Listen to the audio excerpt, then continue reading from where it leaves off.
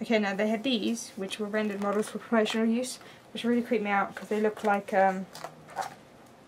little mannequins, like actual made ones.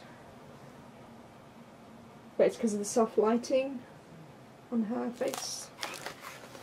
So they look like a creepy Japanese kind of doll. It was nice because in Underworld it seemed they tried to reprise the costume outlay by telling you what everything was on her little costume, but unfortunately not as much as previous.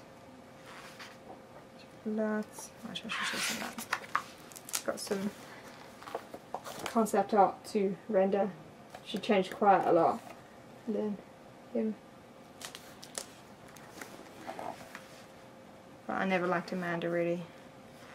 That's my choice.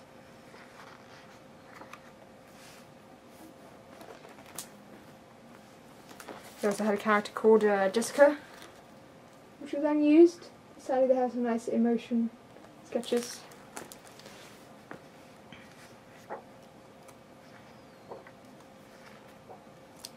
Then it goes into the monsters. Got the cave troll. Some other things. And of course, the octopus. It's nice pen sketches there, or biro, and then you've got a nice detailed image as well as some smaller ones at the bottom. Octopus was a cool boss. I love her. But then I got stuck when trying to leave. That's probably my own fault. Lovely tiger image. And you've got some nice tiger sketches, which of course it had to do. In order to get a nice image for a tiger. Polar bear thrall. Yeti thrall. Awesome. Hope I'm not killing my book.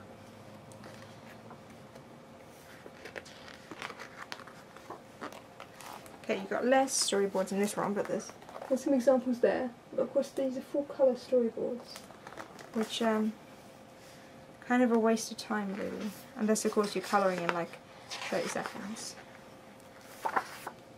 And you've got lots of environment stuff. Well, it's lots of environment stuff. They're not as detailed as in Anniversary, at least the images that there are here. They're all quite dark as well. So you've got a nice initial sketch. It's the one with the octopus. You can see his tentacle.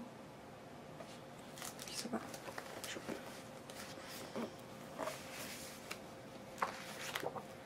Right. So there you go. I'm calling him an octopus, but I should really call him a kraken or a kraken. I was saying. Thailand storyboards. There you go. You got some nice concepts. Environment.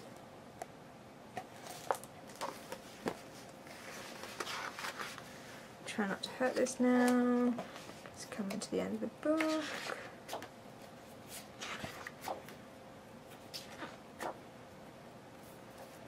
Quite nice. You can tell they put a lot of effort into their images.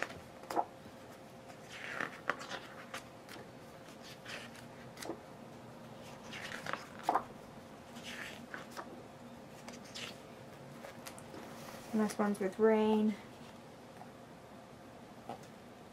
because of course rain being a theme in Underworld, because it connotes well, danger and evilness in a sense, as well as enigmaticness. Some nice quick images of the Antarctic, or the Arctic, whichever.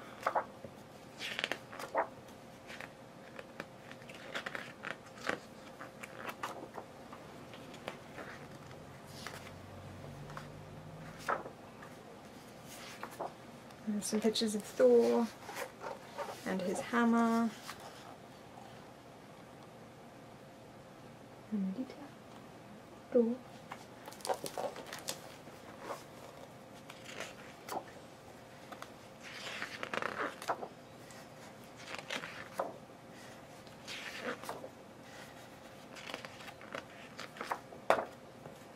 course ending on the promotional art for Beneath the Ashes. And this one, full eye shadow.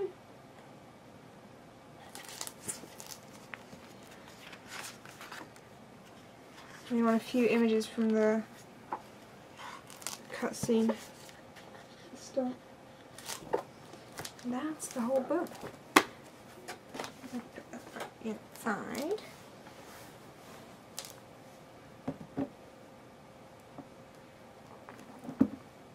Without hurting it. Okay, so that was the art of Tomb Raider, which you can buy from Genius and Visions Press. They charge $125 for it. If you're buying it from the UK, there's about $60? I'd like to say $60 postage, but it might not have been that much. It might have been about $30. Overall, I paid just over £100 for it. It's quite an expensive art book, so you really have to have the money to be able to commit to something so hugely massive. It is extremely heavy, with the heavy pages and the cards, well, the hard card spine, hardback spine, whatever it is, as well as of course the art cards. But I'd say it was kind of worth it. In some senses it wasn't, just due to the fact that there was no number. I could prefer the character detailed images going on throughout the whole book, but of course that would be due to development reasons and that they didn't have those. Overall I thought it was cool. Perhaps maybe not as much money that I spent on it it's worth. That was a really bad sentence.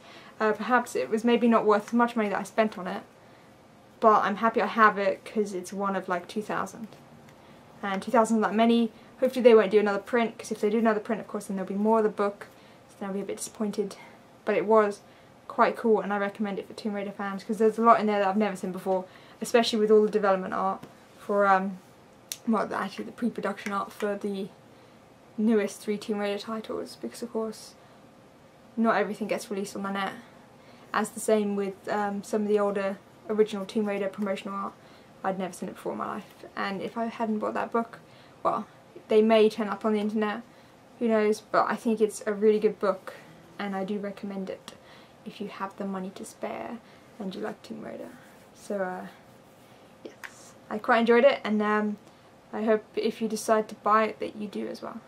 And don't forget to check out gamercast.net and check out our podcast and our reviews and news and whatever else there is. Yeah, thank you for watching. Bye bye.